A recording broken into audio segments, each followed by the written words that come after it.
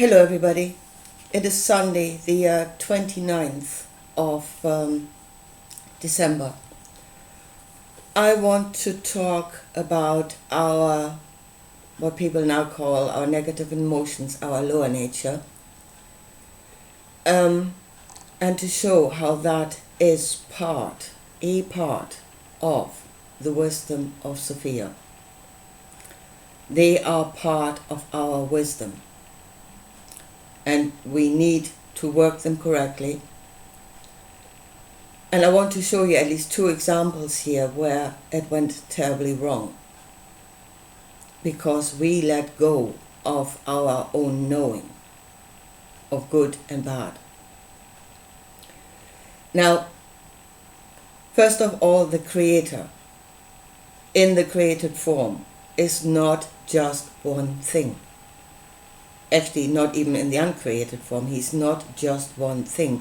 It is a field of possibilities, and out of that it will create different possibilities that were contained in the field to start with. So we are all coming from the same source, but we are not the same thing. What is created are distinctly different possibilities. And we are one of those possibilities. To create a world, like Earth, you have a place where different possibilities have come together to create a web of life, to give and receive of one another. And to create a functioning system. But in order to do that, in order for all to have life, no part can be all or feed on all or devour all. There needs to be a restraining force for balance to be maintained. And that is what our lower nature is. It is the restraining force. It is that which restrains us, and it should. That is part of good. That is part of all shall have life. The restraining force. So again, it is the story in the Garden of Eden, where we awoke to the knowledge of self. We became conscious, self-conscious. And out of that, again, becomes a very distinct knowledge of good and bad. What is good for you and what is bad for you. And you are not the same as everything else. Yeah? There are animals in this world that can eat things that are pure poison to you. So there is a very distinct knowledge of good and bad. And you need to have that in order to be. I am.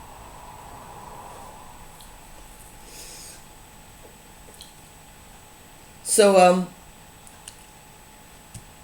and that is really the knowledge of self. It is also the knowledge of others. Yeah? Amongst humans, well, we're pretty much the same. And here comes in to love your neighbor as yourself. You need to have knowledge of good and bad. Absolutely you do. And then comes in, this is actually not what Jesus said, but this is the correct way of saying it. What he said didn't actually make an awful lot of sense, but the correct way of saying it is, don't do unto others which you know to be evil yourself, or bad for yourself. Again, there is a knowledge of good and bad. Don't do unto others if you know it as bad yourself. What if you don't have that knowledge? Do away with negative emotions, do away with negative knowledge. Don't know anymore what is bad for you or what is bad for others. Then how can you do the correct thing to your neighbor if you don't know that?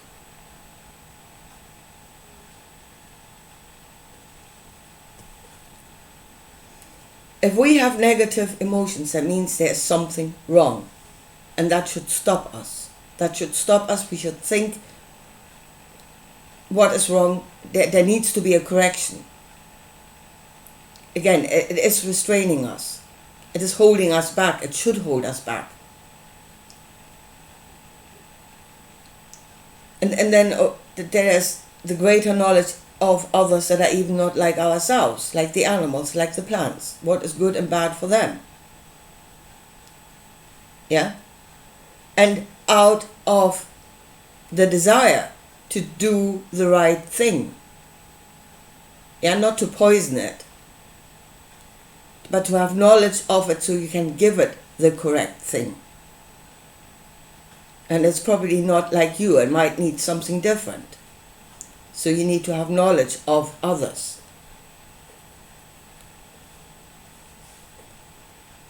And what is wrong with that?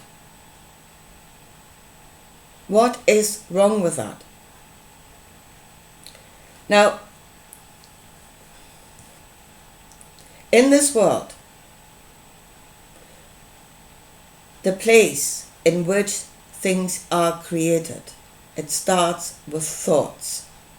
Thoughts and then emotions coming together, they are creating. That is the source of the material world. And if something goes wrong, it goes wrong on that level. By the time it has created a material world, you are faced with the outcome. Yeah? But late by then. So whatever goes wrong on the level of thought, on the level of how we understand ourselves, others around us. And seeds have been planted, thoughts have been planted into our heads. Yeah, that we have somehow received joyfully as truth.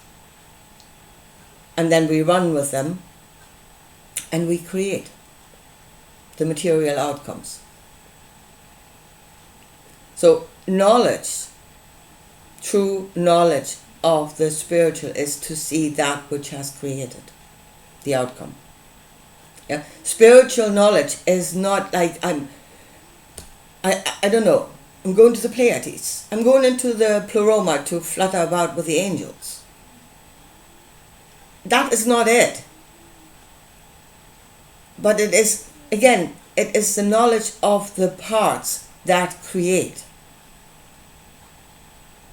The knowledge of the parts, the spiritual parts, the energy parts, the thoughts, the emotions that create.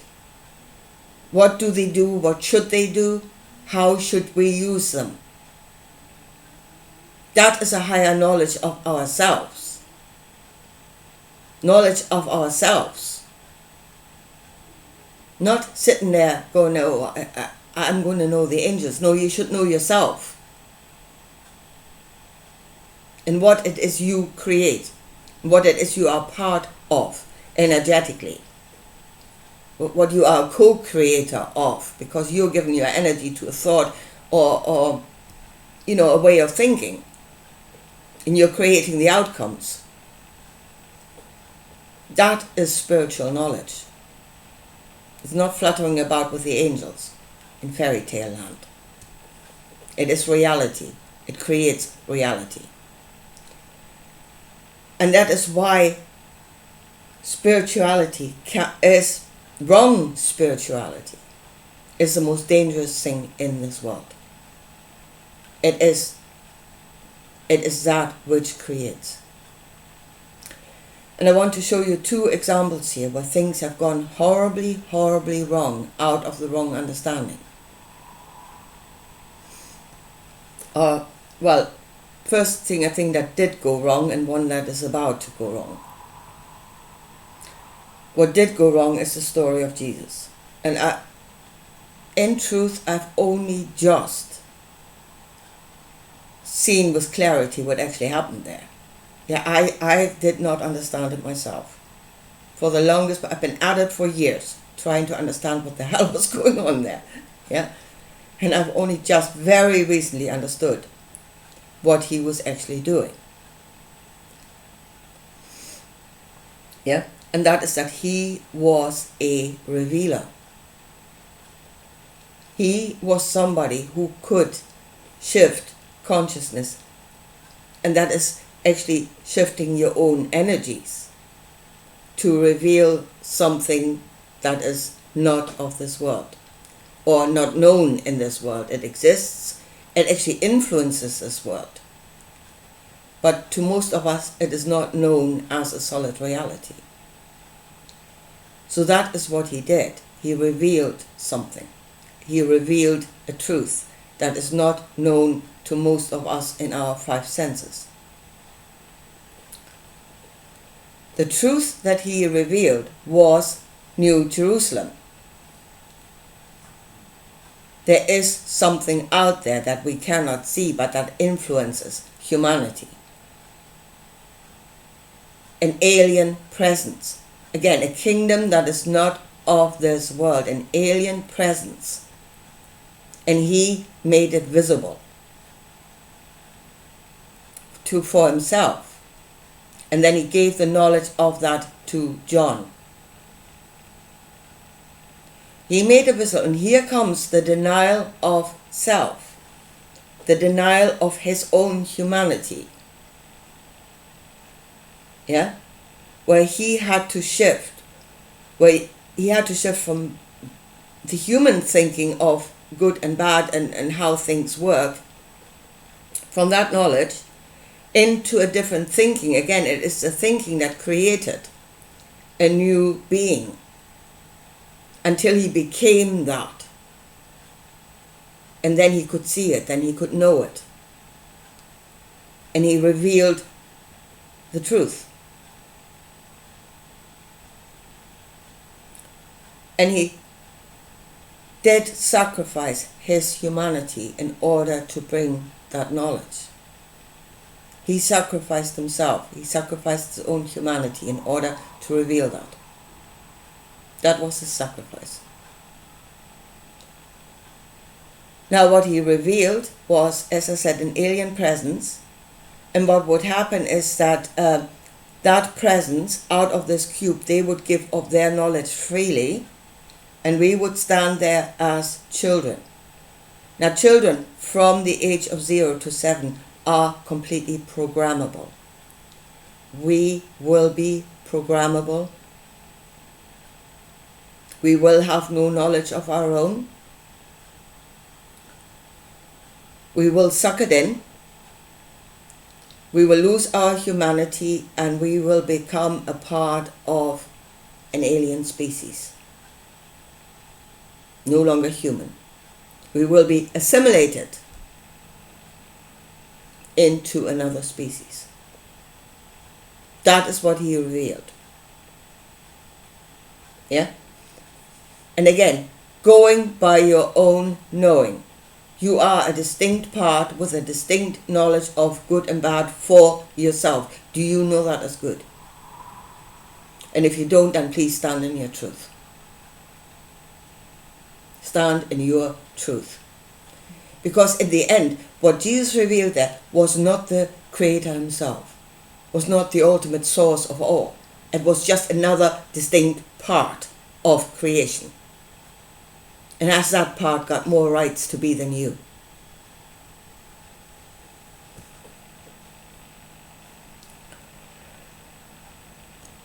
And then when he said, those that would follow me, that's what he said.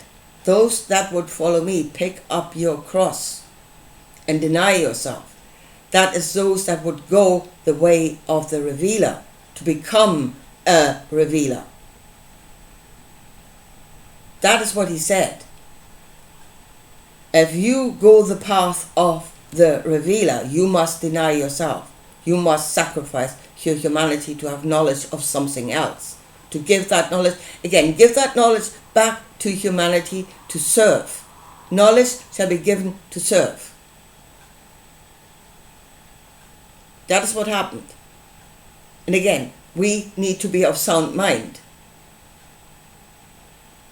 And of the knowledge of good and bad within ourselves. to even compute what was happening there and what we should do with that. Don't go there. That is what it said. Don't go there. You're going to be assimilated. You will lose your humanity. That's what it said. Now again, is the way of the revealer a terribly good thing? No, not if nobody else understands what's happening. And if somebody like a Paul can come and teach everybody, well, that is the only way and the only truth, and we should all go there. And nobody understands what's happening and then follow Paul. We're all going there. The way of the revealer can only work if we are standing in our own truth and we actually understand what is just happening there. And take that knowledge to serve us. Not, let's all destroy ourselves and go there. Now, that is what has already gone wrong. There's something at the moment here. There's a seed. Again, there's a mind virus. There's a seed that has been planted into the minds of humanity. And that is the New Age thinking. And again, that is so dangerous. It is unreal. To us as a distinct part of creation. And it's going completely against our truth. Completely. And I want to show you here what it will actually create. And it is really that Satan, that which wants to rule over us, that which wants dominion over this world, the destroyer, will take on an appearance of light. It will proclaim itself to be love and compassion, and I'm coming to save. Yeah? And that is exactly what's happening. But again, you can reason. You can predictively reason what it will lead to.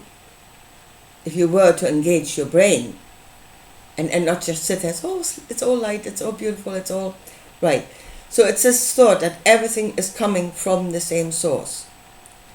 There is no good and bad. It doesn't exist. Suffering is good. Again, suffering is not good. Suffering in us shows us there's something wrong. It's sending us a signal there's something wrong. And then we are supposed to correct it. That is how it should work. We know it's wrong, we do something about it.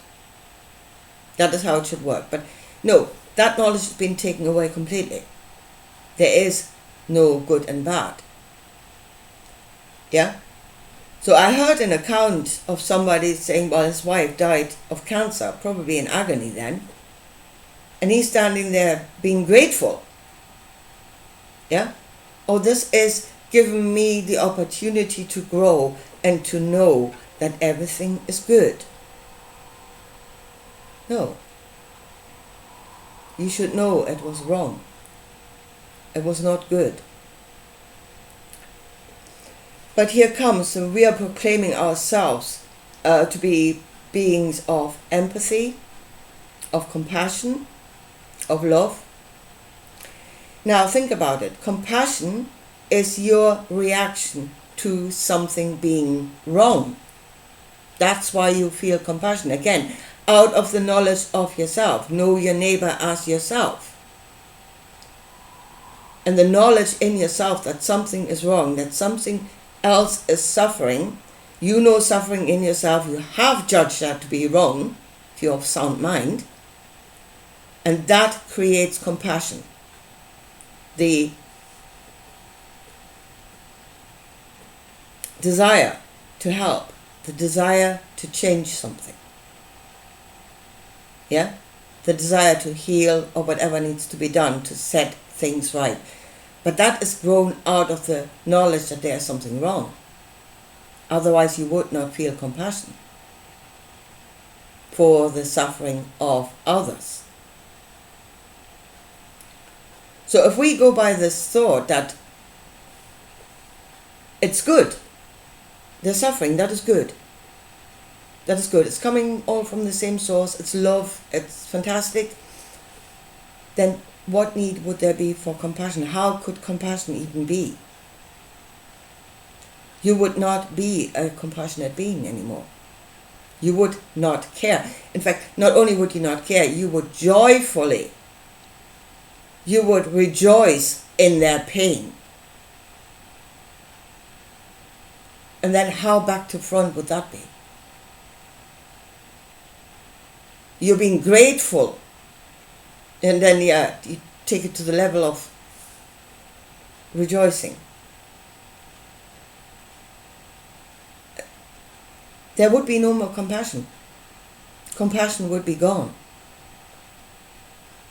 We would no longer be compassionate. We would not care in the way that we care now. That is human. The way that we care now is human. We would no longer, that is not human. Whatever we will become there will not be human. It's not our truth. It's not the truth of this world.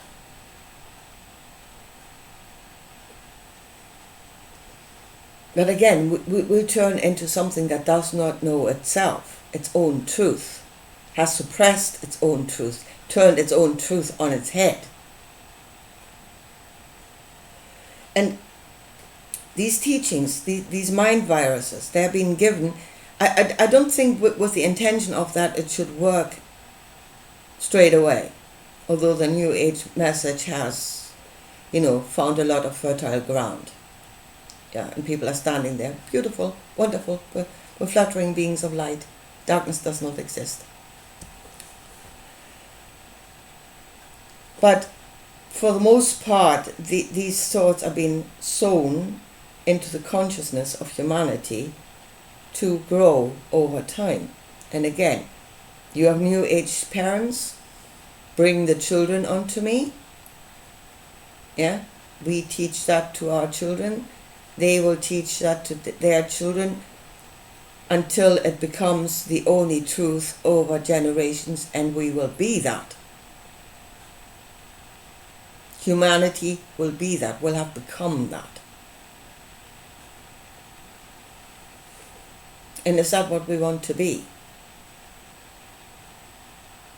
I mean, it is lunacy. This is not rational at all. Then should we be that? Should we become that?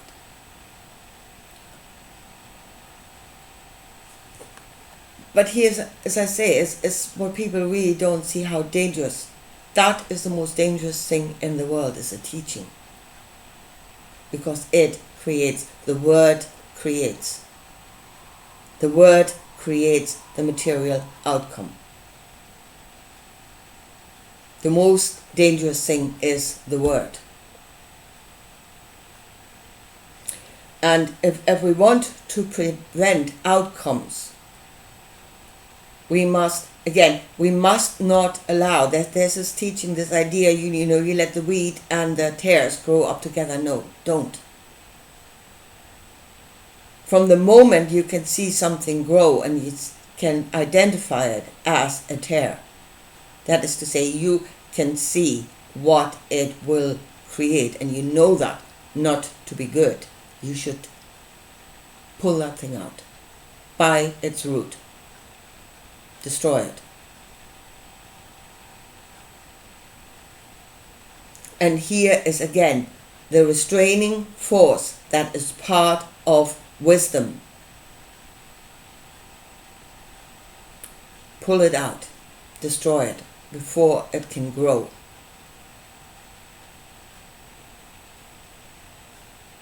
And we should be that. We are both giving, and we are that which takes away. And we must be both. And we must be of sound mind of what it is we are, what we should be, how we should function in this world, and what thoughts are absolutely destructive to us. And we must weed them out. And it's not a case of, they have a right to do that, and it's wonderful. If a cancer starts growing in your body, are you sitting there being all liberal about this? Huh? Oh, it has a right to be. It's all from the same light source. Yeah? It's good. Cancer growing inside of me is good.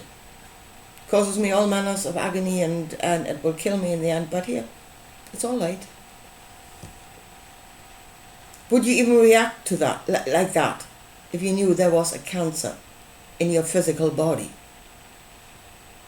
I don't think you would. Most of us wouldn't. Those things are a cancer in the mind. And why should you let that grow?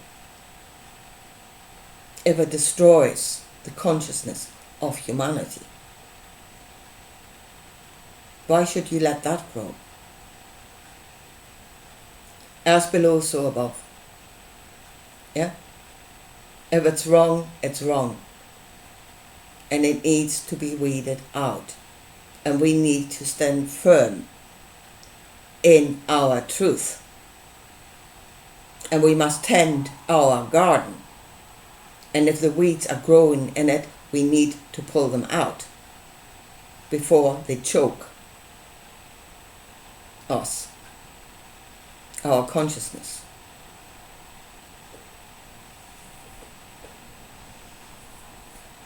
And as I said, that is who we are. That's our truth. Yeah? We're not just give. We can take away and we must take away. If something is destructive, we must take it away. We must restrain it, and if no other way, weed it out completely. That is what we must do, and that is part of maintaining balance, and that is part of wisdom. And in the end, it is part of love. Because if something comes to destroy you, that is not love. And love should protect. And then in that case, sometimes you have to have tough love. Love has to do something to prevent destruction.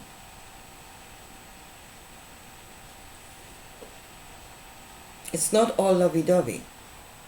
There are two sides to everything. There's two sides to love.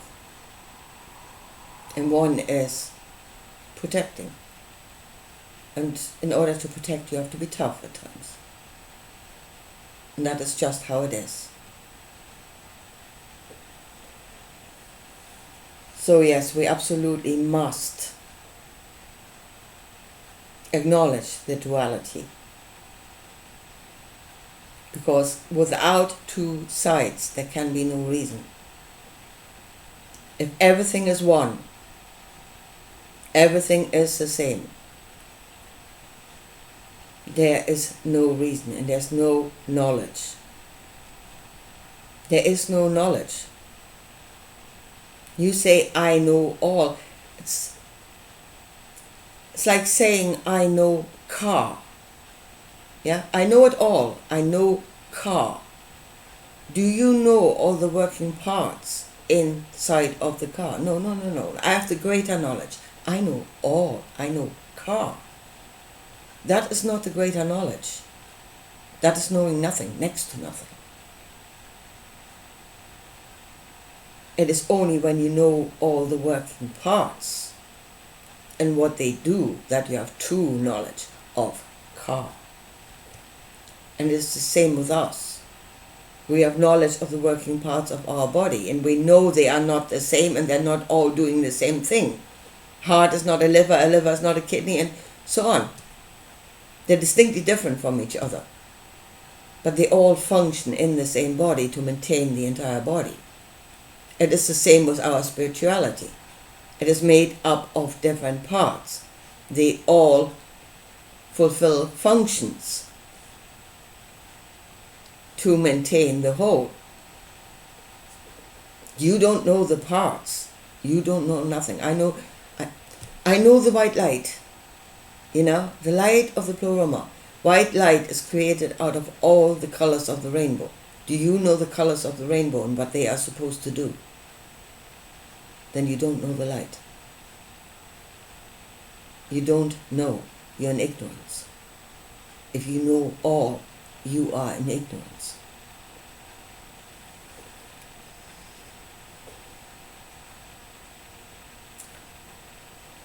So here, we need to be our truth. And our truth is that we can't be tough when we need to be, and we need to be tough. We cannot be that which says everything is good and let it all be. It will destroy us.